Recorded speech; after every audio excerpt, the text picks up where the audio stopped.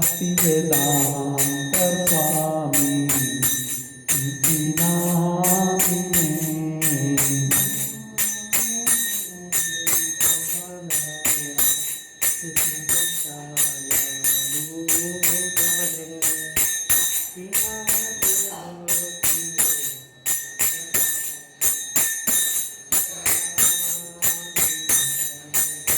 नमस्ते सरस्वती देवे गौरवाणी प्रचारिणे निर्विशेष शून्यवादी पाश्चात्य विषधारिणे।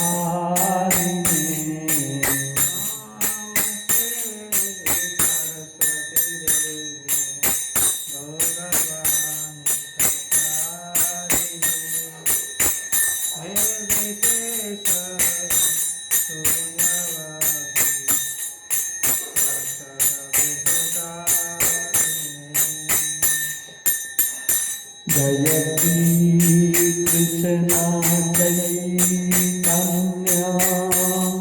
प्रभु नित्यानंद श्री अद्वैत गदाधर श्रीवासादि गौरभक्तवृंद।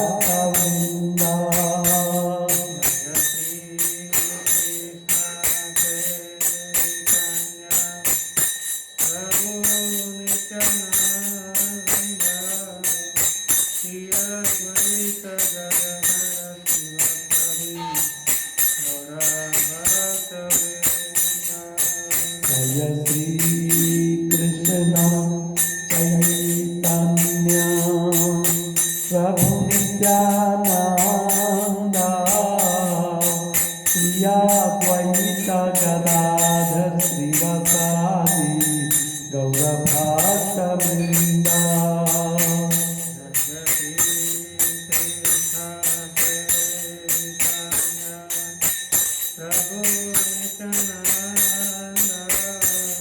श्री अद्वैत गदाधर श्रीवासादि गौरभक्तवृंद।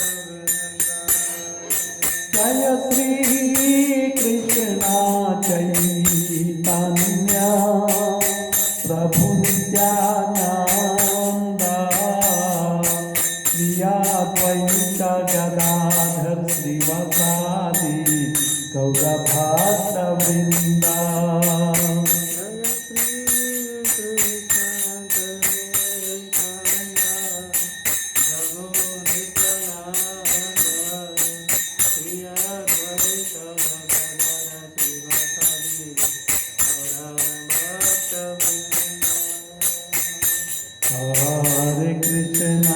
हरे कृष्ण कृष्ण कृष्ण हरे हरे हरे राम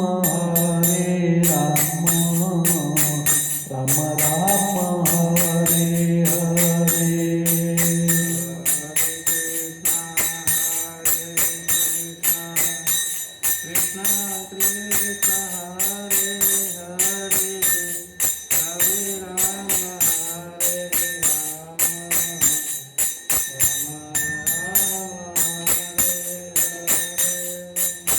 हरे कृष्णा कृष्ण कृष्ण हरे हरे हरे राम राम राम हरे हरे। हरे कृष्णा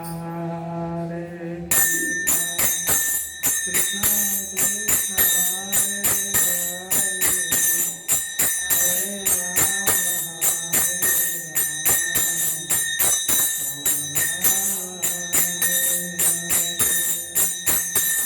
कृष्ण हरे Krishna Krishna Krishna Hare Hare Hare Ram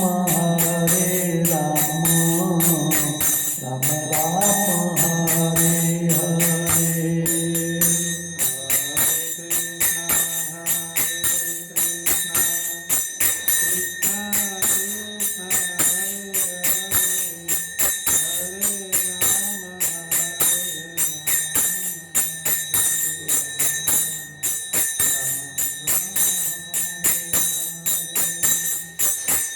Krishna Krishna Hare Hare Hare Rama Rama Rama Hare Hare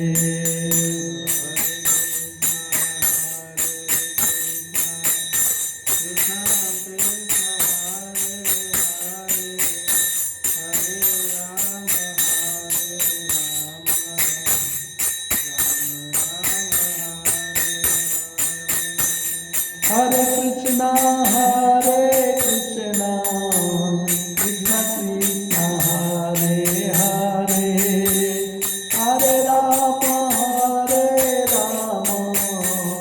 Rama Rama, Hare Hare.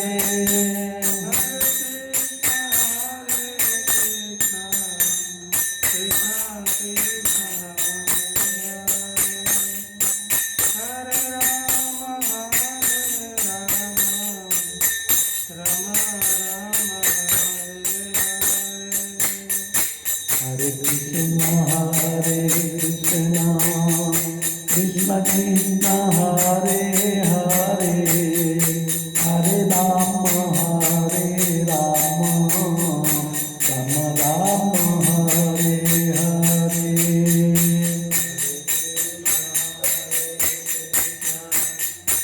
Krishna,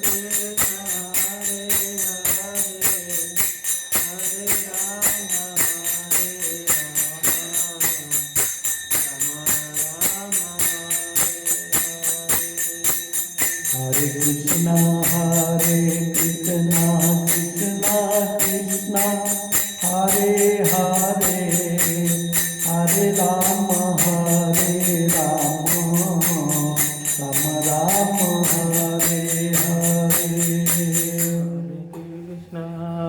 Hare Krishna, Krishna Krishna, Hare Rama, Rama Rama, Hare Krishna, Krishna Krishna, Hare Hare, Hare Rama, Rama Rama, Hare Hare. Hare Krishna, Krishna Krishna, Hare Rama, Rama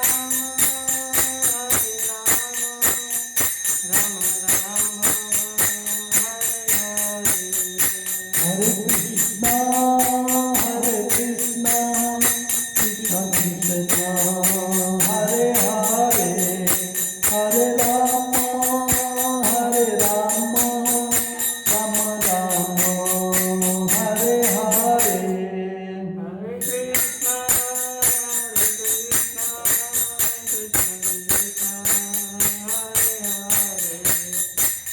Hare Hare, Hare Rama, Rama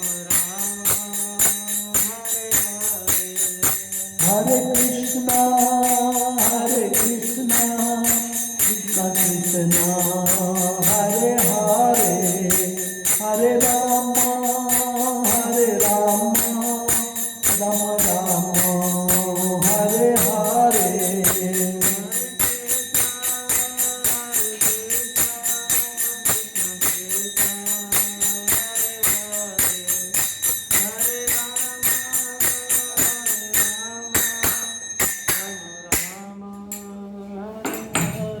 जन परमहंस प्रकाचार अष्टोत्तर श्री श्रीमद इज्वाएंगे सभा श्रीनंद भक्ति उदान स्वामी श्री प्रपात की जय। जय अनुष्णुपात परमहंस प्रकाचार अष्टोत्तर श्री श्रीमद शिवाएंगे श्री भक्त सिद्धांत सरस्वती ठाकुर स्वामी प्रपात महाराज की जय। अनंत कोटि वैष्णव की जय। नामाचार श्रीधर राज ठाकुर की जय। प्रेम से कहो श्री कृष्ण चैतन्य प्रभु नित्यानंद श्री अद्वैत गदाधर शिवासादि गौर भक्तवृंद की जय। श्री श्री राधा कृष्ण गोप गोपीनाथ श्याम कुंड राधा कुंड गिरि गोवर्धन की जय। बजविंदा मथुरा धाम की जय। श्री श्री नवदीप मायापुर धाम की जय। उसमें श्री जगन्नाथपुर धाम की जय। गंगा माई की जय। जमुना माई की जय। भगदेव की जय। तुलसी महारानी की जय। समेत गौर भक्तविंद की जय। निताई गौर धरि Hari. All glories unto Same Deity. All glories unto Same Deity. All glories unto Same Deity. All glories Shri Guru and Shri Guru Shri Gopath की जय।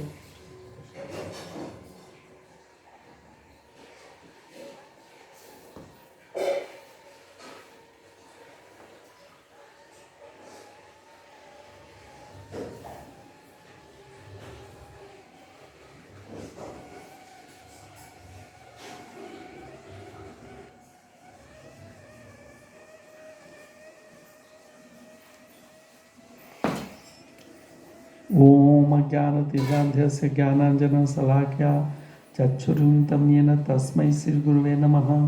श्रीचैतन्यमनोभीष्टं स्थापितं येन भूतले स्वयं रूप कदा मह्यं ददाति स्वपदान्तिकमः। वन्देऽहं श्रीगुरून् वैष्णवांश्च श्रीरूपं साग्रजातं सहगणरघुनाथान्वितं तं सजीवं साद्वैतं सावधूतं भजन सहितं कृष्ण चैतन्य देवं श्री राधा कृष्णपादान् सहगणललिता श्री विशाखान्वितांश्च। नमः ओम श्रीपादाय कृष्णवशाय भूतले श्रीमते भक्ति वेदांत स्वामिनिति नाम्ने।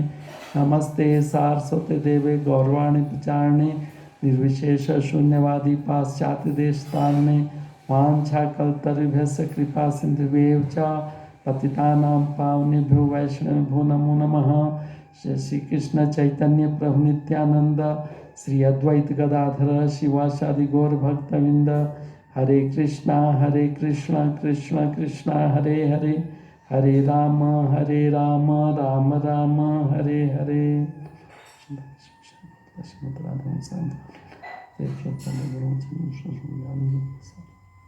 हरे कृष्णा। स्वागत है आज के कार्यक्रम में आपका। तो सबसे पहले भक्ति रसामृत से नेक्टर ऑफ डिवोशन शुरू करने के पहले, चूँकि पुरुषोत्तम मास चल रहा है, इसके बारे में थोड़ा ग्लोरीफाई करेंगे। पुरुषोत्तम मास क्या है और क्या महत्व है उसका और हमें क्या करना चाहिए। आप जानते हैं कि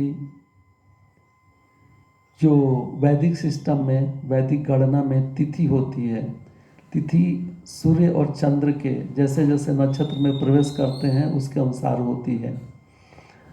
और शुक्ल पक्ष कृष्ण पक्ष भी होता है। जैसे दो कैलेंडर होते हैं, एक चंद्रमान बोलते हैं, सूर्यमान। तो चंद्रमान कैलेंडर जो तिथि होती है वो उसी दिन नहीं आती है, उसी ब्रिटिश कैलेंडर के अनुसार नहीं आती है। आप देखे होंगे कि जैसे कृष्णाष्टमी है, अष्टमी हर साल एक ही महीने में या एक ही डेट को नहीं आती है, तिथि के अनुसार होती है। और तिथि होती है चंद्रमा के जो जैसे जैसे जिस नक्षत्र में जिस राशि में प्रवेश करते हैं उसके अनुसार होती है। और 15 दिन शुक्ल पक्ष होता है, 15 दिन कृष्ण पक्ष होता है। तो सूर्य की एक कक्षा होती है और चंद्र की एक कक्षा होती है। आप आधुनिक विज्ञान की बात छोड़ दीजिए, उसमें कहा गया है कि सूर्य स्थिर है, अपनी जगह पे हिलते नहीं हैं। ऐसा नहीं है, क्योंकि वैदिक सिस्टम में बताया गया है कि सूर्य भी परिक्रमा करते हैं। आप ब्रह्म संहिता में भी पढ़े होंगे। जैसे आप देख लीजिए कि जैसे आप ट्रेन में बैठे हैं, आपकी ट्रेन रुकी हुई है, दूसरी ट्रेन चल रही है, तो अगर आप ज़मीन नहीं देखेंगे तो लगेगा कि आपका भी ट्रेन चल रहा है। तो ये क्या है, निरपेक्ष नहीं है, सापेक्ष, रिलेटिव है। तो हमें ऐसा लगेगा कि हम चल रहे हैं, दूसरी वस्तु स्थिर है। तो किसी ऐसी वस्तु से सापेक्ष में देखें जो स्थिर है, तब पता चलेगा सही सही। तो इसलिए आधुनिक विज्ञान की बात छोड़ दीजिए, जो हमारा वैदिक साहित्य उसमें लिखा गया कि सूर्य भी परिक्रमा करता है, चंद्र भी परिक्रमा करता है। तो दोनों की परिक्रमा का जो समय है अलग अलग है। जैसे एक नक्षत्र से लेके शुरू करता है चंद्र परिक्रमा, और चलते चलते फिर उसी नक्षत्र में आगे तो चंद्रमान का 1 साल हो जाता है, 1 वर्ष व्यतीत हो जाता है। और सूर्य भी जिस नक्षत्र से चलते हैं उसी नक्षत्र में फिर से आते हैं, तो उनको बोलते हैं, या राशि में जिस राशि से चलते उसी राशि में पुनः आते हैं तो बोलते हैं 1 सूर्यमान वर्ष। हर महीने संक्रांति होती है। संक्रांति मीन्स सूर्य अपना राशि बदलते हैं, एक राशि से दूसरे राशि में जाते हैं। इसीलिए आप देखिए मकर संक्रांति आती है, वो महासंक्रांति है, मकर संक्रांति। बाकी हर महीने संक्रांति होती है। तो दोनों का जो समय है एक साल पूरा करने के अलग अलग है। ऐसा कहा गया है कि चंद्रमा अपने 1 महीना 29 दिन 16 घंटे में कंप्लीट कर, 14 घंटे 29 दिन 14 घंटे के लगभग, कभी ज़्यादा होता है कभी कम होता है। तो इस तरह से साल भर देखा जाए तो 12 महीने में 354 दिन में 354 दिन में एक साल होता है चंद्रमान का, एक वर्ष। और सूर्य का होता है एक वर्ष, जो विभिन्न राशियों में भ्रमण करते हैं उसी राशि पे फिर आते हैं, तो उनको लगता है 365 365 डेज कुछ घंटे। तो इस तरह से देखा जाए तो सूर्य और चंद्र का लगभग 11 दिन का अंतर हो जाता है एक साल में। तो वैदिक गणना में उनको एक ही समय में रखने के लिए करीब 3 साल में 2 और 3 साल के बीच में 32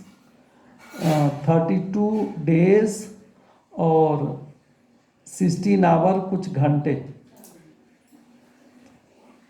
32 डेज 16 आवर कुछ घंटे का अंतर हो जाता है।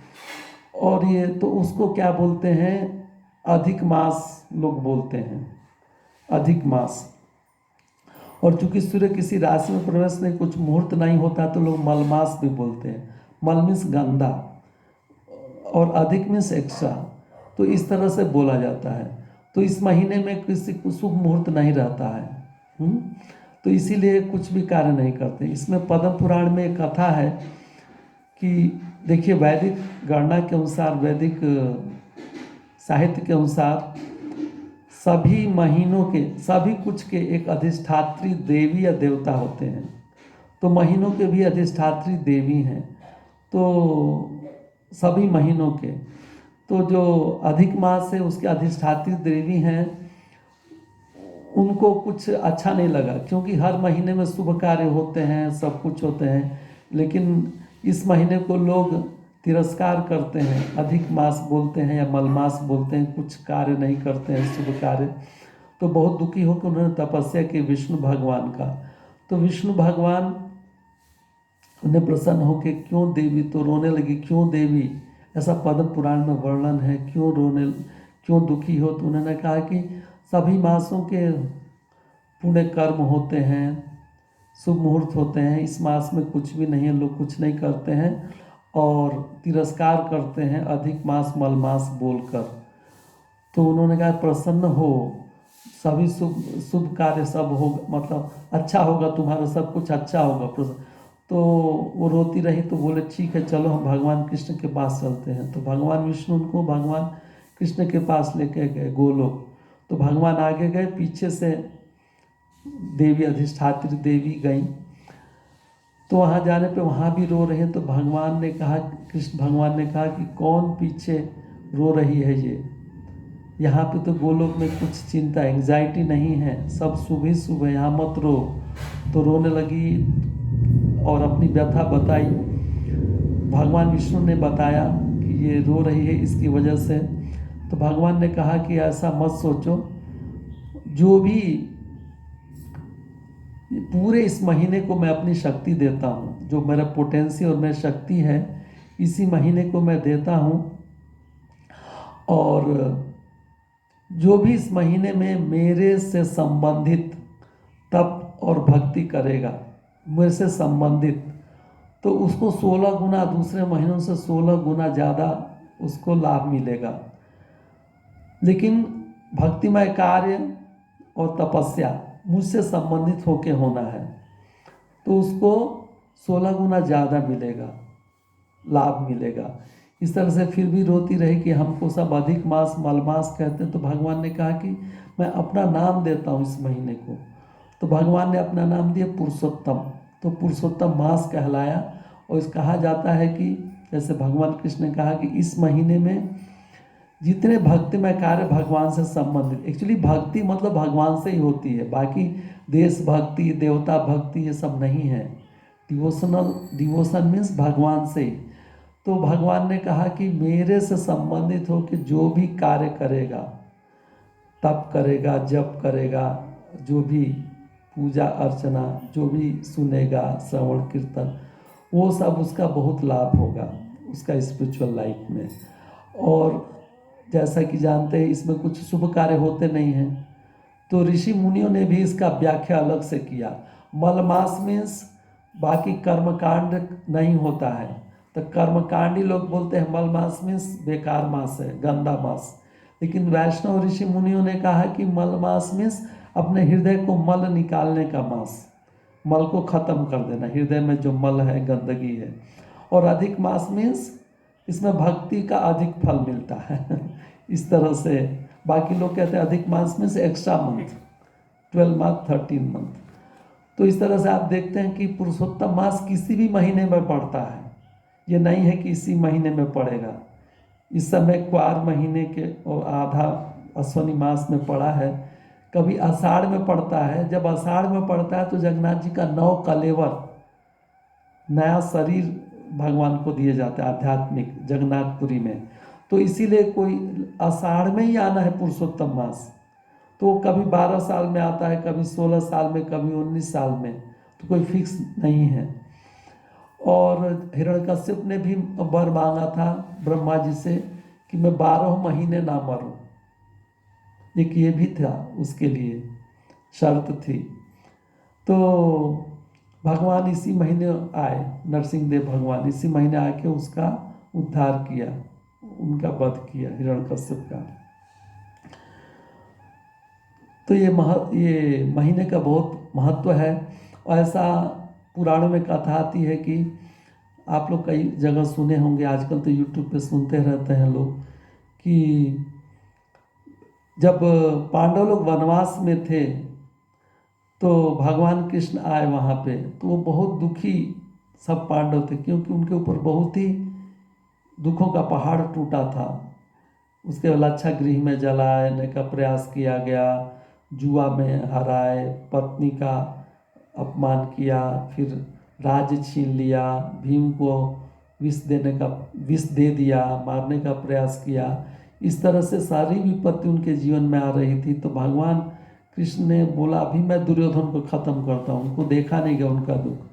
फिर सब युधिष्ठिर महाराज सब ने उनसे प्रार्थना की, उनके शरणागत थे। तो भगवान ने कहा कि मैं तुमको एक कथा सुनाता हूँ, ये पुरुषोत्तम मास है, तुम लोगों ने ठीक से उसका पालन नहीं किया, तिरस्कार किया है, इसीलिए इसमें इतनी मतलब वो हो रहा है। तो उन्होंने द्रौपदी की तरफ देखते हुए कहा कि द्रौपदी भी पिछले जन्म में एक मेधावी ऋषि थे, उनकी पुत्री थी। मेधावी ऋषि बहुत ही भगवान के ध्यान मग्न रहते थे, भगवान के बारे में सोचते रहते थे। तो उनकी पत्नी नहीं थी, खाली पुत्री थी, तो उसको ध्यान नहीं देते थे। और उसका विवाह का उम्र हुआ फिर भी विवाह नहीं हुआ, तो दुखी रहती थी। सभी उनके हम उम्र लड़कियों की शादी हो गई, विवाह हो गया, उनका नहीं हुआ। फिर पिताजी भी शरीर छोड़ के चले गए। तो उनके मेधावी ऋषि के एक मित्र थे दुर्वासा मुनि।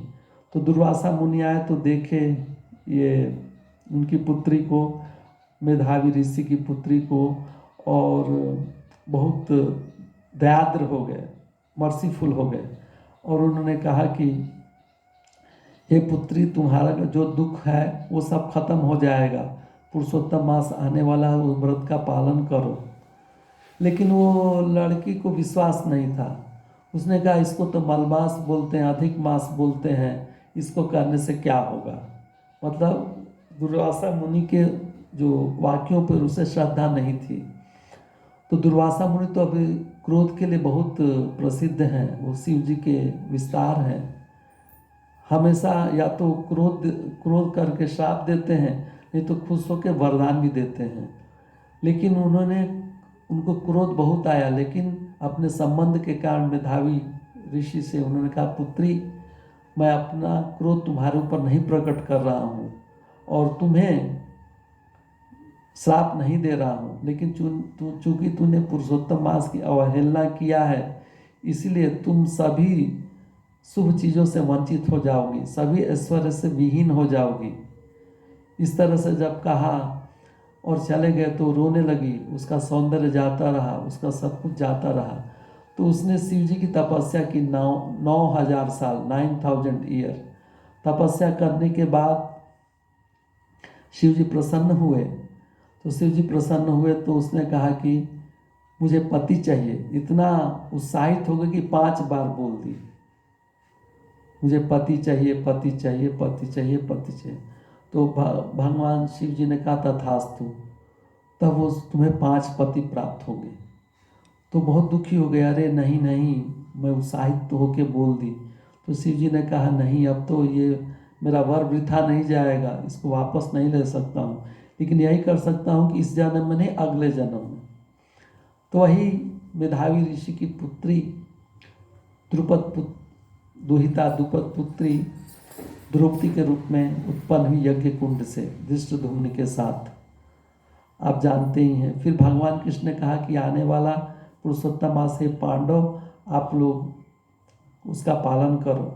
तो पुरुषोत्तम मास का बहुत महत्व है वैष्णव जन के लिए। ऐसा कहा गया है कि तीर्थों में स्नान करना चाहिए, ज़्यादा जप, भगवान से संबंधित तप, भगवान से संबंधित तप, तपस्या करना चाहिए, जप करना चाहिए, शास्त्र सुनना चाहिए, पढ़ना चाहिए, भगवान से संबंधित कीर्तन करना चाहिए। कोई कोई वृंदावन में बहुत सारे गाते हैं भगवान से संबंधित, राधा कृष्ण से संबंधित भजन गाते हैं, चौराष्टकम गाते हैं, जगन्नाथपुर में जगन्नाष्टकम गाते हैं, और कोई कोई वृंदावन में दिया भी दिखाते हैं, जैसे दामोदर मास में। तो राधा रानी को जैसे दामोदर मास बहुत पसंद है, इस तरह से भगवान कृष्ण का मास पुरुषोत्तम मास है। तो हमें भगवत गीता पढ़ना चाहिए, भागवतम पढ़ना चाहिए, सुनना चाहिए, कीर्तन करना चाहिए, हो सके तो एक्स्ट्रा जप करना चाहिए जितना आपको समय मिले, और भगवान से में लगाना, इंद्रियों को इंद्रिय तृप्ति में नहीं लगाना चाहिए। जितना संभव है अपना धर्म का पालन करना चाहिए, ब्रह्मचर्य का पालन करना चाहिए। और लोग, बहुत सारे भक्त 15वां अध्याय पढ़ते हैं भगवत गीता का, कोई भी अध्याय पढ़ सकते हैं, लेकिन चूंकि उसका नाम पुरुषोत्तम अध्याय योग है, इसीलिए उसको ही लोग पढ़ते हैं। तो भगवान से संबंधित हर कार्य कर सकते हैं। तीर्थ में जाके वास करना चाहिए, स्नान करना चाहिए, लेकिन अभी तो कोरोना की वजह से वो संभव नहीं है। एक बार हम लोग हरिद्वार में थे, मई में पुरुषोत्तम मास आया था। एक बार हम वृंदावन में थे, पुरुषोत्तम मास राधाष्टमी के टाइम में शायद। तो और एक बार हम कथा में थे, महाराज की कथा में, करीब 8-10 साल पहले। तो हमें कहने का मतलब है कि पुरुषोत्तम मास के भक्ति में आगे बढ़ने के लिए, भगवान की कृपा प्राप्त करने के लिए मास बहुत ही उपयुक्त है और अनुकूल है। इसलिए ज़्यादा से ज़्यादा भगवान से संबंधित कार्य करना चाहिए। तो ये तो बात हो गई पुरुषोत्तम मास की। आप बहुत सारी डिटेल में बहुत सारे भक्त लोग बोले हैं, आप सुन सकते हैं। तो हमने भक्ति रस उपदेशामृत कंप्लीट किया है। मुझे आशा है कि आप उसको पढ़ते होंगे, उसको हृदयगम्य करते होंगे। हृदयगम्य को क्या बोलते हैं, कॉन्टेम्पलेट करके इन्वाइब करते होंगे। तो पढ़िए, वो भक्ति के लिए बहुत ज़रूरी है सेल्फ डिसिप्लिन। और सेल्फ डिसिप्लिन बोल के शुरू के श्लोक हैं, हमें गोस्वामी बनना है, उसके लिए 3 श्लोक बहुत महत्वपूर्ण हैं, 2 श्लोक, और क्या करना है 3रा श्लोक है। और उसके ऊपर श्री भक्ति विनोद ठाकुर ने भक्त्यालोक अपनी कमेंट्री बहुत विस्तार से लिखा है, स्पेशली 1, 2, 3 श्लोक पर। तो आप कृपया प्रभुपाद जी की बुक पढ़िए, ध्यान से पढ़िए, और प्रभुपाद जी ने जो कहा है उसको हृदयगम्य कीजिए। उसके बाद हम शुरू करते हैं nectar of devotion. Prabhupada ji ने किताबें लिखी हैं जिसको भक्ति रसामृत सिंध बोला गया है। एक्चुअली श्रील रूप गोस्वामी ने ये पुस्तक लिखा था 1541 1541 में, और इस भक्ति रसामृत सिंध में जो 2141 2129 2129 वर्ष है, वो बहुत ही बृहद ग्रंथ है और उसके ऊपर बहुत ही टीका लिखा गया है। श्री जीव गोस्वामी ने टीका लिखा है दुर्गम संगमनी। दुर्गम इज डिफिकल्ट टू अंडरस्टैंड, वो भक्ति रसा सिंध बहुत ही मुश्किल है समझना, तो इसके लिए उन्होंने टीका लिखा है वो समझने के लिए, श्री जीव गोस्वामी ने। और श्री विश्वनाथ चक्रवर्ती ठाकुर ने भी टीका लिखा है और भी भक्तों ने भी टीका लिखा है। तो प्रभुपाद जी ने उसको नेक्टर ऑफ डिवोशन लिखा है। एग्जैक्टली ट्रांसलेशन नहीं है वो भक्ति रसामृत सिंध का। और जैसे प्रभुपाद जी जब श्रीमद् भागवतम लिख रहे थे तो उनको लगा कि वो शायद ज़्यादा दिन तक ये संसार में न रह पाए और उनका शरीर छूट जाएगा, इसीलिए उन्होंने क्या किया 10th कैंटो जो 10वां स्कंद है उसके ऊपर एक बुक लिखी, उसका नाम दिया कृष्णा बुक। और उन्होंने कृष्णा बुक में एग्जैक्टली फिलॉसफी देते हुए कुछ ऐड किया कि नया लोग भी समझें। एग्जैक्टली ट्रांसलेशन नहीं है, क्योंकि देखिए जैसे प्रभुपाद जी की भगवद्गीता श्रीमद् भागवतम है, उसको वर्ड टू वर्ड मीनिंग, शब्दार्थ, फिर उसके बाद अनुवाद, फिर तात्पर्य, कितना बृहद ग्रंथ है। तो ऐसे ही 2129 वर्ष का कितना बृहद ग्रंथ है। तो प्रभुपाद जी ने 12 साल में इतना बुक लिखा कि हम ही नहीं पढ़ पा रहे हैं, कितना महान कार्य किया है।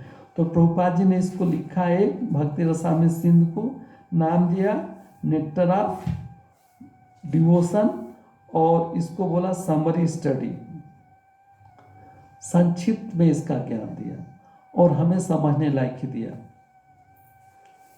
और जो भक्ति रसामृत सिंध है उसमें 4 वेव बोले हैं, 4 जो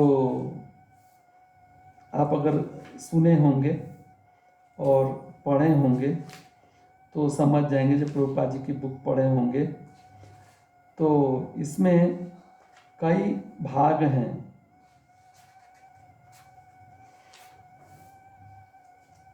इसमें भक्ति सिंध, भक्ति मीन्स डिवोशन, ये एक्टिव है, पैसिव नहीं है, कुछ सर्विस चाहिए, मीन्स डायनेमिक है, स्टैटिक नहीं है, निष्क्रिय अवस्था नहीं है, सक्रिय अवस्था है। तो भक्ति रस मीन्स मेलो, रस, भक्ति रसामृत, अमृत मीन्स नेक्टर, सिंधु मीन्स समुद्र। तो भक्ति रस सिंध के सागर की भांति है, इसमें पूर्व, दक्षिण, पश्चिम, उत्तर 4 भाग हैं, ईस्ट, साउथ, वेस्ट और नॉर्थ, 4 भाग हैं। और इनको उनको लहरों के द्वारा, वेव के द्वारा बताया गया है। तो जो पहला विभाग है पूर्व विभाग, जिसको पहला विभाग पूर्व को 4 लहरों में बांटा गया है, उसमें पहला है सामान्य भक्ति, दूसरा है साधना भक्ति, तीसरी लहर है राग भाव भक्ति, चौथा लहर है प्रेम भक्ति। तो 19 चैप्टर होते हैं, 19 चैप्टर। तो हमारे लिए इतना ही है, जो भक्ति शास्त्र कोर्स कराया जाता है इस काल में 19 चैप्टर ही बताया जाता है। आगे के बहुत ही उच्च अवस्था के बातें हैं, तो अगर और आदमी पढ़ना चाहे तो पढ़ सकते हैं। फिर उसके बाद में उज्जवल नीलमणि है, भगवान राधा कृष्ण के जो लीलाएं हैं उसके बारे में है। तो ये 19 चैप्टर है, 19 चैप्टर ही हैं। तो प्रभुपाद जी ने ये भक्ति रसामृत सिंध को एग्जैक्टली ट्रांसलेट नहीं किया हिंदी में, इंग्लिश में, नेक्टर ऑफ डिवोशन का। नेक्टर मीन्स अमृत और डिवोशन भक्ति, भक्ति का अमृत। लेकिन एक्चुअली मेलो रस को इंग्लिश में ठीक से बोल भी नहीं सकते हैं, और बहुत ही वो प्रैक्टिकल ट्रांसलेशन नहीं होगा। भक्ति रसामृत सिंधु। तो प्रभुपाद जी ने पहले भूमिका के पहले, इंट्रोडक्शन के पहले आमुख लिखा, उसको प्रीफेस बोलते हैं इंग्लिश में। प्रीफेस में उन्होंने क्या किया, पहले बताया श्रील रूप गोस्वामी के बारे में। रूप गोस्वामी के बाद बताने के बाद वो बताया कि ये अमृत क्यों है, रसामृत, भक्ति रसामृत सिंध के बारे में बताया, रसामृत क्यों है, सागर क्यों है, ऐसा बताया। बताने के बाद इसके बाद जो मतलब रस अमृत, संसार में भी बहुत सारे रस हैं, भौतिक रस, लेकिन ये रस अमृत क्यों है, ये बताने के बाद फिर इसके बाद इंट्रोडक्शन में भूमिका जिसको बोलते हैं हिंदी में, उसमें मंगलाचरण से शुरू किया। मंगलाचरण से शुरू करने के बाद कैसे श्रील रूप गोस्वामी ने प्रार्थना किया, मंगलाचरण, प्रभुपाद जी का भी मंगलाचरण है उसमें और श्रील रूप गोस्वामी का भी मंगलाचरण है। फिर उसके बाद डिफिनीशन बताया, भक्ति का क्या डिफरेंस है, जो श्रील रूप गोस्वामी ने बताया है। इस तरह से आगे बढ़ते गए हैं। जो आप 2 श्लोक हैं, सर्वाधिक विमुक्ता वो वाला, और एक दूसरा श्लोक का ज्ञान कर्मणावृत, वो सब का वर्णन इसमें किया है प्रभुपाद जी ने भूमिका में। उसके बाद पहला चैप्टर से लेके इंट्रोडक्शन और फर्स्ट चैप्टर सामान्य भक्ति बतलाया है। फिर सेकेंड चैप्टर से लेके 16 चैप्टर 2 to 16 बताया है साधना भक्ति, वैधि भक्ति और रागानुग भक्ति, उसमें बताया है सेकेंड से, जो हमारे लिए बहुत ही जरूरी है।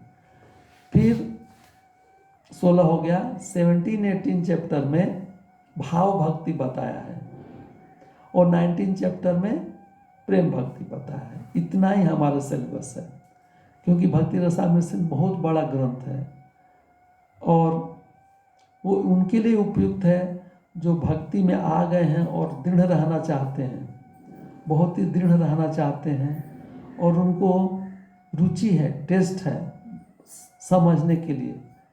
ऐसा नहीं कि जैसे काम करना, जैसे सिक्योरिटी गार्ड है, सिक्योरिटी गार्ड का क्या काम है, उसका ड्यूटी लगाना है, तो उसका मेन है कि मेरा टाइम पास करना, उस समय कुछ नहीं होना, नहीं तो मेरे ऊपर ब्लेम आता है, फिर भाग जाना, बाद में आग लगे चाहे कोई लूट ले, उससे कोई मतलब नहीं है। ऐसे ही जो कुक है, जो होटल में कुकिंग करते हैं, उनको क्या है, ये आइटम बनाना है, ऐसा ऐसा बनाना है, ऐसा बनाना है, टेस्टी होना चाहिए, वो किसको क्या पसंद है वो अच्छा रुचि से खाएगा, ऐसा बना हुआ, ऐसा कुछ इंटरेस्ट नहीं है, उसको सैलरी से इंटरेस्ट है और उससे और कुछ अपना ड्यूटी करने से है।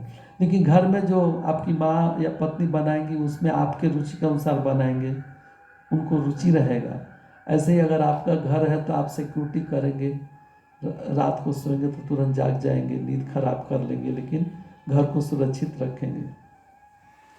तो हम डिवोशनल सर्विस में आए हैं, खाली ठीक है, खाना पूर्ति के लिए ठीक है, कैसे भी चांटिंग कर लिया हो गया। थोड़ा हमें आगे बढ़ के रुचि विकसित करना है। और ये भक्ति रसामृत सिंध जो है वो वैज्ञानिक रूप से साइंटिफिक है। भक्ति को श्रील रूप गोस्वामी ने कैसे वैज्ञानिक रूप से प्रस्तुत किया है, विज्ञान है ये, प्रभुपाद जी बोलते हैं।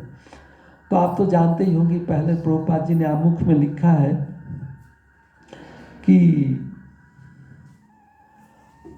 श्रील रूप गोस्वामी, सनातन गोस्वामी कैसे वो सारस्वत ब्राह्मण थे कर्नाटक के, और उनके जो 4 फादर हैं, परदादा, कैसे वेस्ट बंगाल गए, उसके बाद वहाँ पे वो रहे, फिर गौड़ देश में रहे, फिर उनका नाम, श्रील रूप गोस्वामी का नाम संतोष था और सनातन गोस्वामी का नाम अमर। तो इस तरह से वो लोग बहुत ही मेधावी थे, मीन्स इंटेलेक्चुअल थे, और उनको गुण देख के वहाँ का नवाब हुसैन जो किंग था, उन्होंने उनको अपने मिनिस्टर में लेने के लिए चाहा। तो अगर वो मना कर रहे थे तो उसने कहा कि सभी वैष्णव को हम दुख देंगे, तो उसके लिए उन्होंने स्वीकार किया। तो बाह्य रूप से वो मंत्री पद को ग्रहण किए थे, लेकिन आंतरिक रूप से वो भक्ति में बहुत ज़्यादा आगे थे। उनको अरबी, फारसी, संस्कृत, बंगाली सब भाषाएं अच्छी तरह आती थी। और जहाँ वो रहते थे अपने महल में उन्होंने श्री श्री राधा कुंड, श्याम कुंड सब बनाया था। तो आंतरिक रूप से वो भगवान की भक्ति से जुड़े हुए थे। बाह्य रूप से नवाब हुसैन के यहाँ वो सेवा देते थे। तो इस तरह से उनका नाम भी अलग हो गया है।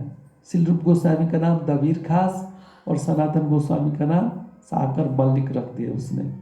और अपने को बहुत ही दीनहीन मानते थे उस समय। अगर आप देखेंगे कि कैसे श्री रूप गोस्वामी और सनातन गोस्वामी मिले हैं महाप्रभु से, तो कितना दीनता, हम्बली, ह्यूमिलिटी दिखाया उन्होंने। और उनका वो वाट एवर ही मीन्स ऐसा नाटक नहीं था, वो ऐसा सोचते भी थे। तो किस तरह से उन्होंने फिर राम के लिए में महाप्रभु से मिले, उनको पहले पत्र लिखा, फिर मिले, फिर भगवान ने कहा कि चैतन्य महाप्रभु ने कि भगवान कृष्ण तुम्हारा तुरंत जल्दी ही उद्धार करेंगे। फिर कैसे आप पढ़े ही होंगे, श्री रूप गोस्वामी पहले निकल आए, अपनी वैराग्य ले लिए, सेवा छोड़ दिया, फिर महाप्रभु से मिले, फिर उसके बाद सनातन गोस्वामी मिले। तो पहले श्री रूप गोस्वामी महाप्रभु से राम केली के बाद प्रयाग में मिले, दशाश्वमेध घाट में मिले, वहाँ प्रयाग अड़ियल गांव में मिले पहले। वो जो वल्लभाचार्य के यहाँ महाप्रभु थे उस समय।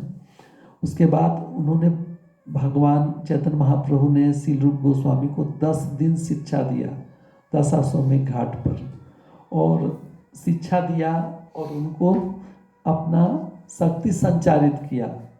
शक्ति संचारित किया मतलब जैसे कि भगवान ने ब्रह्मा को तपस्या करने के बाद क्रिएशन का एम्पावर किया, वैसे ही पोटेंसी श्री रूप गोस्वामी को महाप्रभु ने दिया। श्री चैतन्य मनोभीष्टम स्थापितम येन भूतले, हम पढ़ते हैं कि चैतन्य महाप्रभु का मन का जो इच्छा है वो पृथ्वी पर स्थापित किया, भूतले स्वयं रूप कदा मह्यं ददातु सपदान। ऐसे श्री रूप गोस्वामी अपने पद चरणों का आश्रय मुझे कब देंगे, ऐसा हम पढ़ते हैं। तो जब श्री रूप गोस्वामी और श्री सनातन गोस्वामी मिले महाप्रभु से, तो महाप्रभु ने उनको 4 बातें बताई। उन्होंने कहा कि समय के अनुसार वृंदावन में भगवान राधा कृष्ण की जो लीलाएं हैं वो लुप्त प्राय हो गई हैं। लुप्त मीन्स नहीं पता है। तो ऐसी लीलाओं को खोजना और प्रकाशित करना वो बताया। फिर सभी वैदिक ग्रंथों से निचोड़ कर मीन्स एसेंस, वो भक्ति का विज्ञान के ऊपर किताबें लिखना। ये सील आपने पढ़ा होगा, श्रीनिवास आचार्य ने जो लिखा है षट गोस्वामी अष्टकम, उसमें है ये नाना शास्त्र विचारण कई निपुणों संदर्भ संस्थापकों। नाना शास्त्र, बहुत वैरायटी वैदिक शास्त्र को विचार करके सनातन धर्म की स्थापना करने, लोका नाम हित कारणों, लोगों को हित के लिए त्रिभुवने मंधो शरणा करो। राधा कृष्ण पदारविंद भजनानंदेन मत्तालिको वंदे रूप सनातो रघुकुयुगो श्री जीव गोपाल को। मैं श्री सनातन गोस्वामी, श्री रूप गोस्वामी, श्री रघुनाथ भट्ट गोस्वामी, श्री रघुनाथ दास गोस्वामी, श्री जीव गोस्वामी तथा श्री गोपाल भट्ट गोस्वामी, इन 6 गोस्वामियों को सादर नमस्कार करता हूँ, जो समस्त मानव के लाभार्थ सनातन धर्म की स्थापना करने के लिए समस्त शास्त्रों को आलोचना को अध्ययन किया। मीन्स स्क्रूटनाइजली पढ़ा सभी वैदिक शास्त्रों को, उसमें बहुत एक्सपर्ट थे। उसमें से भक्ति का विज्ञान उन्होंने लिखा। इस तरह वे तीनों लोगों में आदर के पात्र, आदरित थे और शरण लेने के योग्य हैं, क्योंकि वे गोपी भाव में निमग्न होकर राधा कृष्ण की दिव्य प्रेमा भक्ति में लगे रहते हैं। ये श्रील प्रभुपाद ने ये समर्पण किया है वृंदावन के षट गोस्वामी को एक पुस्तक नेक्टर ऑफ डिवोशन। भक्ति रसामृत सिंह को समर्पण को क्या बोलते हैं इंग्लिश में, उनको डेडिकेट किया है। इसलिए ये प्रभुपाद जी ने ये षट गोस्वामी अष्टकम में से एक लिखा है कि नाना शास्त्र, बहुत सारे शास्त्र हैं। देखिए, अगर सब लोग दूध पियो ऐसा कोई गवर्नमेंट नहीं बोलेगी, या डॉक्टर के पास सब आए तो बोले सब लोग दूध पियो या सब दही खाओ, नहीं बोलेंगे, नहीं बोलेंगे ना। क्यों? हो सकता है कोई पेट का रोगी हो तो उसको बोलेगा दही खाओ, कोई कमजोर हो, वीक हो, उसको बोलेगा दूध पियो। तो पात्र के अनुसार उसका उपचार बताएगा, रोग के अनुसार उपचार बताएगा। तो इसी तरह से संसार में बहुत वैरायटी के मनुष्य हैं, कोई तमोगुण में है, कोई रजोगुण में है, कोई सतोगुण में है। तो उसके अनुसार विविध शास्त्र हैं। एक जैसे एक ही चीज़ सबके ऊपर अप्लाई नहीं होगी, तो पढ़ के आदमी कंफ्यूज हो जाएगा। तो महाजन ज्ञान गतो सपंथा, तो महाजन जिस रास्ते पे जाए उसी पे चलना है। इस तरह से आप पढ़े होंगे श्रीमद् भागवतम में सौनक आदि ऋषि पूछते हैं सुत गोस्वामी, एकांत एक ही चीज़ बताइए। कलयुग में आदमी का बहुत दिमाग कम है, उम्र कम है, झगड़ालू हैं और अभागे हैं, तो एक सरल एक ही मार्ग बताइए जिससे भगवान की भक्ति प्राप्त हो। उनको क्या करना चाहिए जीवन का श्रेय के लिए, कल्याणकारी मार्ग एक ही बताइए। तो इस तरह से श्री रूप गोस्वामी को, श्री सनातन गोस्वामी को महाप्रभु ने कहा कि भक्तिमय विज्ञान को शास्त्रों से लिखो। तो पहला ये था। दूसरा है कि पहला जहाँ जहाँ लीला किया है वो, दूसरा है शास्त्र लिखो। पहला जहाँ जहाँ राधा कृष्ण ने लीला किया है वो लीला का प्रकट करो, और श्री श्री राधा कृष्ण की लीला का प्रकटीकरण करो। दूसरा है शास्त्र लिखो। तीसरा है मंदिर का स्थापना करो। चौथा है उसको एग्जाम्पल फाइट करो, ये वैष्णव कैसा रहना चाहिए, उसके ऊपर भी बुक लिखो। तो उन्होंने ये करके उनको शक्ति संचारित किया, इम्पावर्ड किया। तो इस तरह से श्री रूप गोस्वामी ने ये शास्त्र लिखा। और जैसा महाप्रभु चाहते थे, श्री चैतन्य मनोभीष्टम आप पढ़ेंगे चैतन्य चरितामृत, इसमें पता चलेगा कि जो महाप्रभु सोचते थे वो श्री रूप गोस्वामी करते थे। तो ऐसे कृष्णदास कविराज भी लिख रहे हैं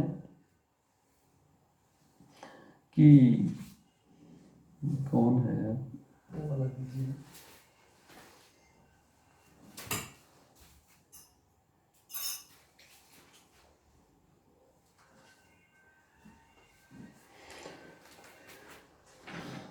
महाप्रभु जब श्री रूप गोस्वामी को उपदेश में ये बताया गया है कि श्री कृष्णदास कविराज ने बताया है कि किस तरह से महाप्रभु ने उनको कृष्ण तत्व, भक्ति तत्व, रस तत्व, प्रांत सब सिखाए प्रभु भागवत सिद्धांत। 10 दिन में उनको भागवत सिद्धांत बताया। क्या बताया? कृष्ण तत्व। भगवान भगवत गीता में कहते हैं ना कि तत्व से जो मुझे जानता है, जन्म कर्म च वेदी यो वेत्ति तत्वतः त्यक्ता जन्म त्यक्ता देह पुनर्जन्म नयति मामेतु सो अर्जुन। जो तत्व से मुझे जन्म कर्म को दिव्य जानता है तो वो कृष्ण तत्व। भक्ति तत्व, भक्ति तत्व क्या है? फिर रस तत्व। ये सब सिद्धांत उन्होंने चैतन्य महाप्रभु ने बताया श्री रूप गोस्वामी को दशाश्वमेध घाट पर। श्री रूप हृदय प्रभु शक्ति संचारीला, उनके हृदय में शक्ति का संचारण किया, इंपावर्ड किया। सर्व तत्व निरूपण प्रवृत्ति करीला, सभी तत्वों को मतलब एक्सप्लेन करने के लिए उनको प्रवीण बना दिया, मीन्स एक्सपर्ट बना दिया। फिर शिवानंद सेन के पुत्र कवि कर्णपूर्ण ने लिखा है कि कैसे, जैसे महाप्रभु ने आज्ञा दिया है, काले न वृंदावन केली वार्ता लुप्तेति ताम ख्यापयितुम विशिष्यत कृपामृतेनाभिषेच देवम तत्रैव रूपम च सनातनम च। कालक्रम में, टाइम के अनुसार वृंदावन में कृष्ण की लीलाओं के दिव्य संदेश लुप्त प्राय हो गए, मतलब दिखते नहीं हैं। इन दिव्य लीलाओं को स्पष्ट रूप से स्थापना करने के लिए श्री चैतन्य महाप्रभु ने प्रयाग में श्री रूप गोस्वामी तथा सनातन गोस्वामी को अपनी कृपा का अमृत प्रदान किया, जिससे कि वे वृंदावन में यह कार्य संपन्न कर सकें।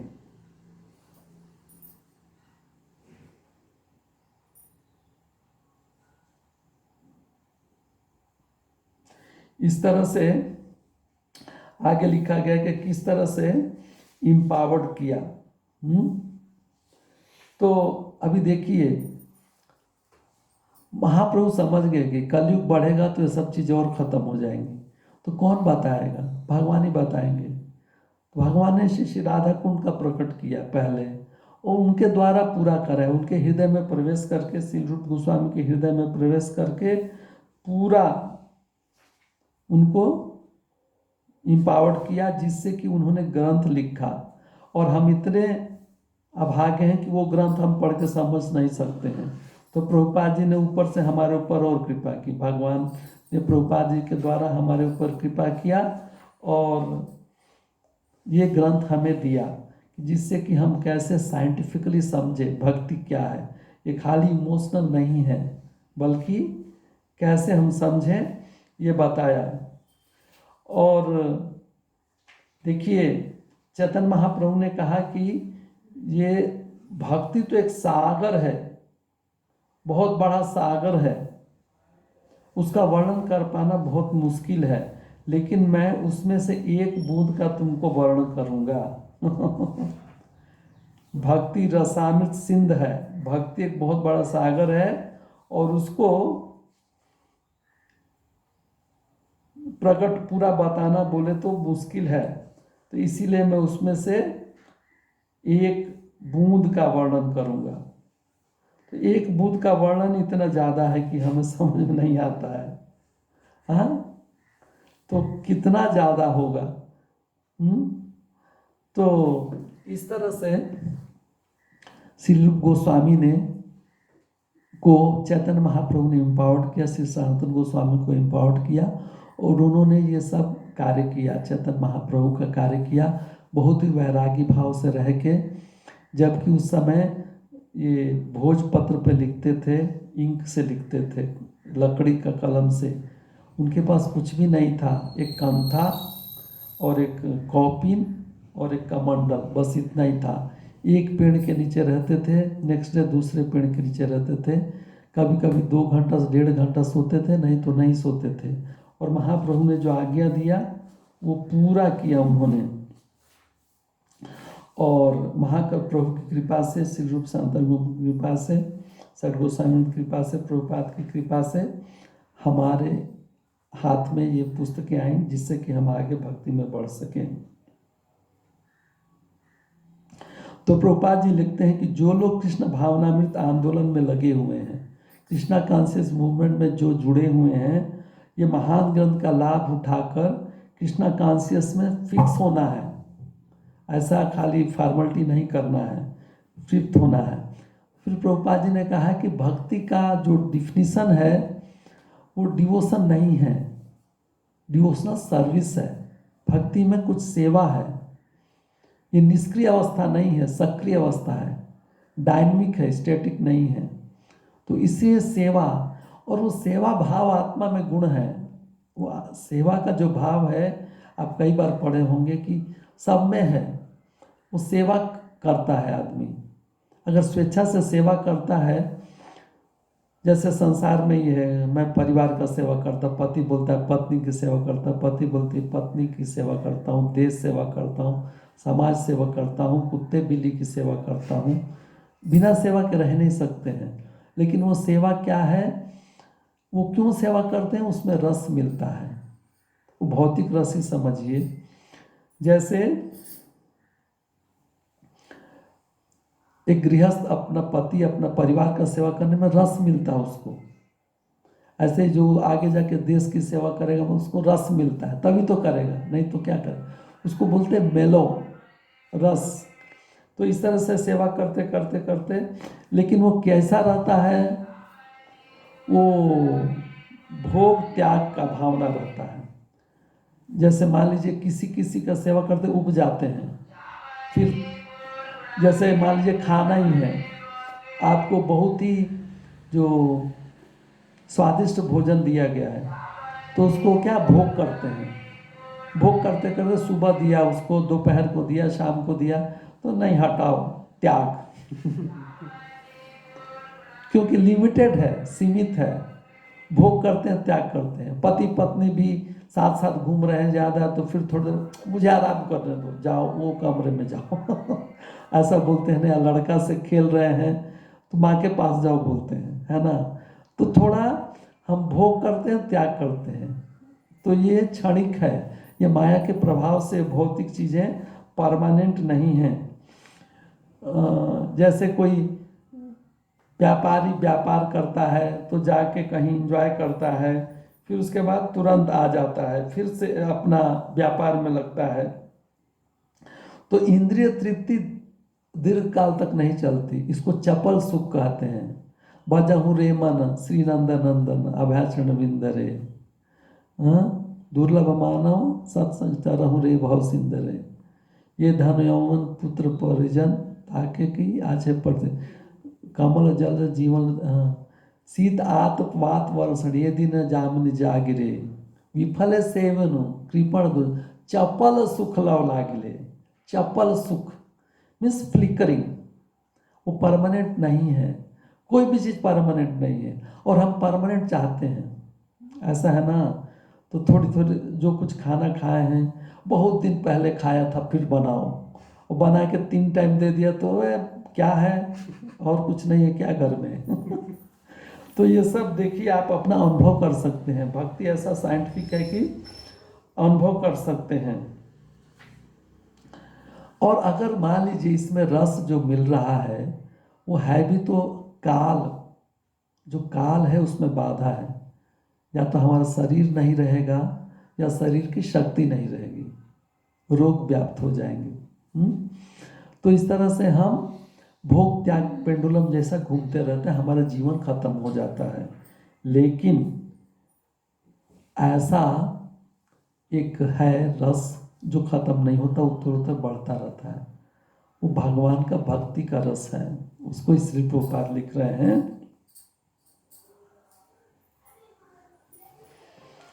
जितना भी हम ये सब काम करें वो सब लिमिटेड है, लेकिन भक्ति रस उन्नत है, वो समय का प्रभाव नहीं पड़ता है। नेहा विक्रम प्रबंध विद्यते स्वल्प मत्स्य धर्म से त्रहतो महतो बहात।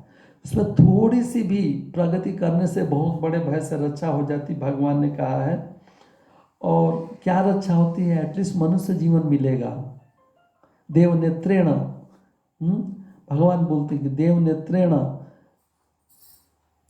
देव नेत्र मतलब जैसा हमने कर्म किया उसके अनुसार हमें शरीर मिलता है। तो भक्ति का जो फल है वो खत्म नहीं होता है और हमें परमानेंट फल देता है। बाकी जो रस है वो खत्म हो जाते हैं, लेकिन भक्ति का जो रस है हमें आगे हमें लेते जाता है। तो वो अमृत है, जो कभी खत्म ना हो उसको अमृत बोलते हैं, है ना, नेक्टर। तो इसीलिए अमृत है, भक्ति रस जो है अमृत है। भौतिक रस क्या है, अमृत नहीं है, मृत्य है वो। हाँ, या तो हम उब जाते हैं, या शरीर अक्षम हो जाता है, या शरीर छूट जाता है। लेकिन भक्ति जो रस है अमृत, इसलिए कि शरीर का उसमें कैलकुलेशन नहीं है, वो आत्मा से जुड़ा हुआ है और आगे बढ़ता ही जाता है। इसीलिए इसको बोलते हैं कि ये भक्ति रसामृत। अगर आप पढ़े हो ये आमुख प्रीफेस तो इसमें पता चलेगा। तो प्रभुपाद जी बोलते हैं कि जो रस का अनुभव होता है तो वो पहले तो हमें नवदीक्षित अवस्था में रहते हैं तो हमारी इंद्रियां कुंठित रहती हैं, ब्लंट सेंसेस। ब्लंट सेंसेस से हमें क्या होता है कि हमें उतना रस नहीं मिलता है। लेकिन धीरे धीरे धीरे धीरे धीरे धीरे हम जितने शुद्ध होते जाते हैं उतने हमें टेस्ट मिलता है। और ऐसा होता है कि हमें वो डिवाइन जो मेलो है भगवान की भक्ति का, वो परमानेंटली हमें मिलता जाता है। और जितना हम भक्ति करेंगे उतना हमें, साधना भक्ति करते जाएंगे उतना टेस्ट मिलेगा, फिर राग उत्पन्न हो जाएगा। इस तरह से धीरे धीरे धीरे धीरे। लेकिन पहले क्या करना है, हम जैसे बताया गया है भक्ति रसायन सिंध में कि अपने इंद्रियों को नियमित करना है और उसके बाद भगवान से हमारा संबंध जुड़ेगा। दास्य भाव से तो हम करना ही है, दासानुदास भाव से करना है। तो आचार्यों के निर्देशन में, गुरु और आचार्य के निर्देशन ट्रेनिंग लेना है। ट्रेनिंग लेते लेते ये पुस्तक में बताया गया कि 12 रस हैं, वो 12 रस हैं। और अखिल रसामूर्ति कौन है? भगवान कृष्ण है। तो 5 रस तो आप जानते ही हैं, शांत रस, दास्य रस, साख्य रस, वात्सल रस, माधुर्य रस। फिर इसके बाद के रस भी हैं, जैसे वीर रस, रौद्र रस, विभत्स रस, और भी यहाँ आगे पढ़ेंगे। क्योंकि हमें जीवन में किसी न किसी से प्रेम करने की इच्छा रहती है, हम अकेले नहीं रह सकते हैं। तो सब में ये प्रोपेंसिटी रहती है। और वो क्या है, अभी विकृत अवस्था में है, मीन्स परवर्टेड फॉर्म में है। तो हमें प्रेम का पता ही नहीं है, हम काम को ही प्रेम समझ लेते हैं। जैसे कि आप पढ़ेंगे चैतन्य चरितामृत में श्री कृष्णदास कविराज ने कहा है कि अपनी इंद्रियों की तृप्ति की इच्छा को काम कहते हैं और अपने प्रेमी की इंद्रियों की तृप्ति की इच्छा को प्रेम कहते हैं। तो भक्ति रसामृत सिंध में हमें बताया गया है कि ये ग्रंथ में कि हम प्रेम भगवान के प्रति कैसे विकसित करें, कैसे डेवलप करें। तो हमने क्या पढ़ा है, श्री रूप गोस्वामी ने कैसे इसका पुस्तक का विवरण दिया है, कैसे लिखा, श्री रूप सनातन गोस्वामी को कैसे चैतन्य महाप्रभु ने इम्पावर्ड किया है। फिर इसके बाद वो भक्ति क्या है, और ये रस क्या है, ये अमृत क्यों है, अमृत क्यों है। बाकी चीज़ें अमृत नहीं है, लेकिन ये जीवन के साथ समाप्त नहीं होता है, इसलिए अमृत है। और कैसे बाकी चीज़ें भोग त्याग में रहता है, लेकिन भक्ति में आने पे कुछ त्याग नहीं, भोग नहीं, सेवा भाव रहता है। और सेवा बिना हम रह नहीं सकते हैं। और वो सेवा भगवान अखिल रसामूर्ति हैं, उनको साथ संबंध के अनुसार सेवा करते हैं।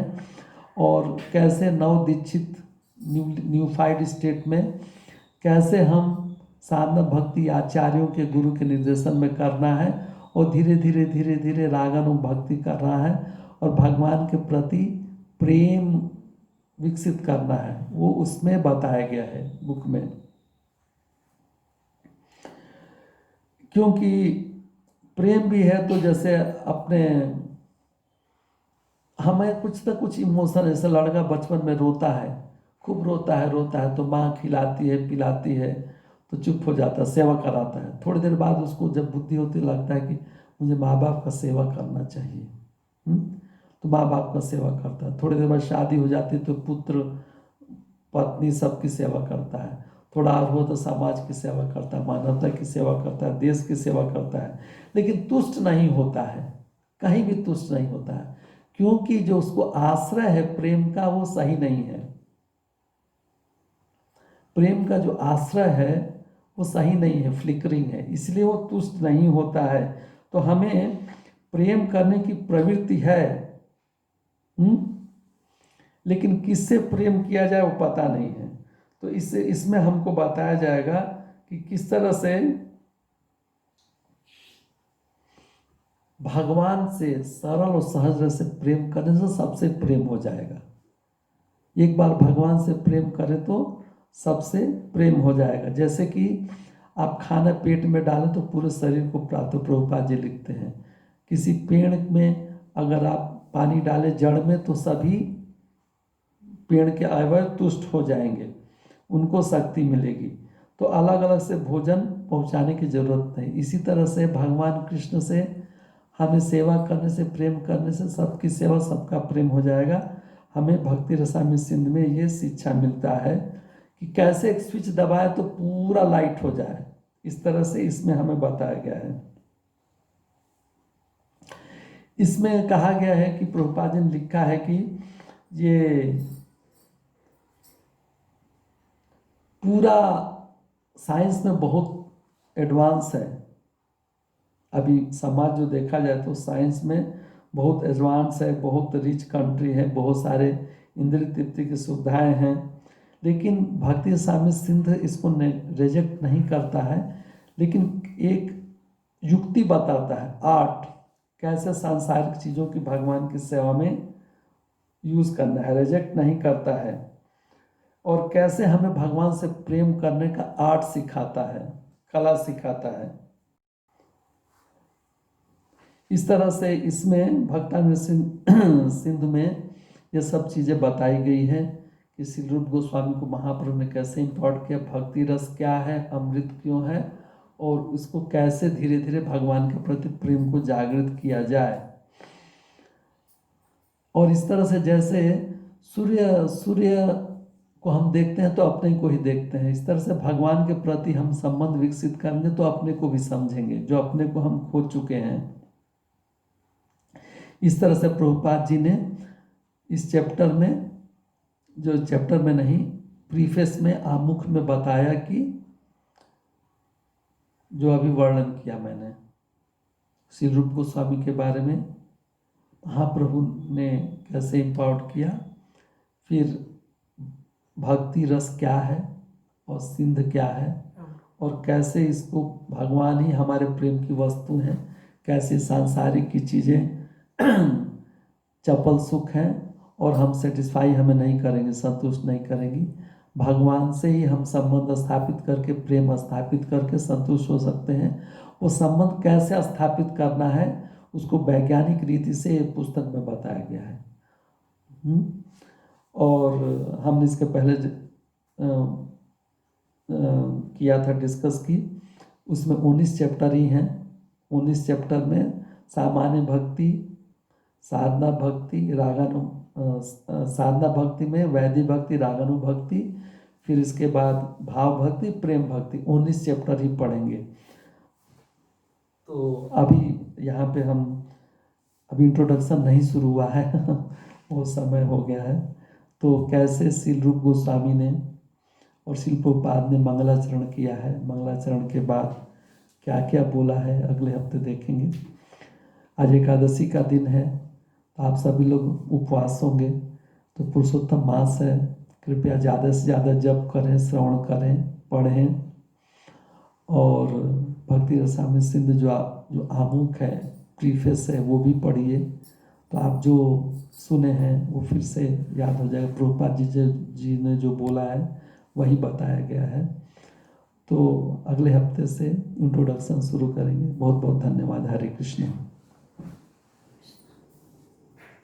इसमें प्रभुपाद जी ने लिखा डिवोशनल सर्विस, आपने सुना होगा